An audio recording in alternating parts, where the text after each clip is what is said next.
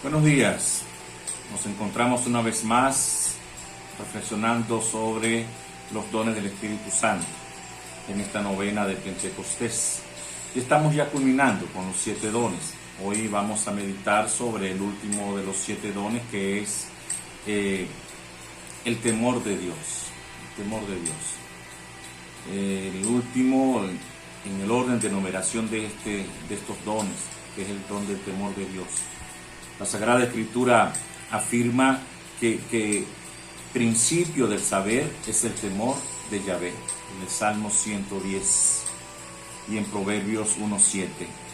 Pero, ¿de qué temor se trata cuando la Escritura habla del temor de Dios o cuando hablamos del temor de Dios?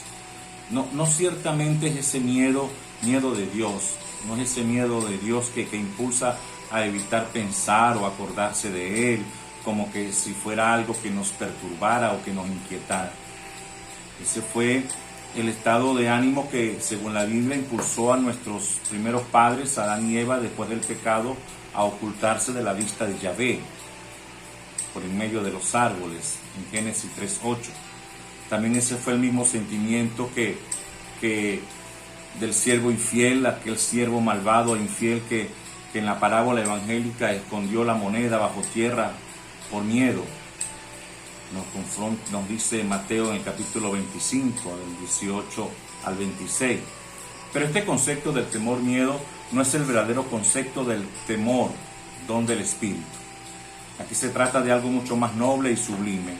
Es el sentimiento sincero, trémulo, que el hombre experimenta frente a la tremenda majestad de Dios, especialmente cuando reflexiona sobre sus propias infidelidades y sobre el peligro de ser encontrado falto de peso, como dice Daniel en el capítulo 5, versículo 27, en el juicio eterno, del que nadie puede escapar. El creyente se presenta y se pone ante Dios con un espíritu contrito, con el corazón humillado, como dice el Salmo 50, sabiendo bien que debe atender a su propia salvación, con temor, con temblor. Sin embargo, esto no es un miedo irracional, esto es un miedo que no está sentido que no está lleno de vaciedad, sino que es un miedo que brota de ese deseo de no ofender a ese amor tan grande que Dios nos tiene. El Espíritu Santo asume ante todo esta realidad y lo eleva con el don del temor de Dios.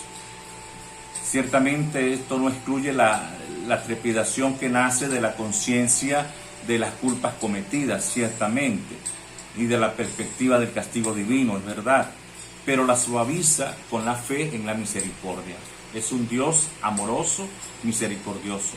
Es un Dios que infunde en el alma un temor filial, que es el amor de Dios. El alma se preocupa entonces de no disgustar a Dios, de no ofender este amor, de no disgustar a este Dios como Padre, de no ofenderlo en nada, de permanecer y de crecer en su amor, como nos dice Juan en el capítulo 15 de los versículos 4 al 7.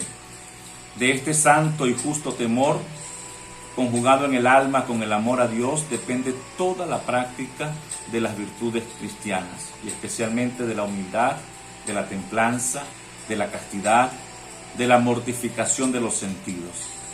Recordemos la palabra del apóstol Pablo a sus cristianos, cuando Pablo le dice: queridos míos, purifiquémonos de toda mancha de la carne y del espíritu, consumando la santificación en el temor de Dios. En 2 de Corintios 7:11. Es una advertencia para todos nosotros, que a veces con tanta facilidad transgredimos la ley de Dios, ignorando o desafiando muchas veces sus castigos. Invoquemos al Espíritu Santo a fin de que infunda largamente en nosotros el santo temor de Dios en medio de nuestras vidas, en medio de nuestras realidades, y a María Santísima, que nos permita en todo momento descubrir ese don de Dios, ese temor de Dios en todo nuestro obrar. Que Dios Padre les bendiga, que el Hijo de Dios les colme de mucha vida y salud, y el Espíritu Santo haga brillar su rostro sobre ustedes. Amén.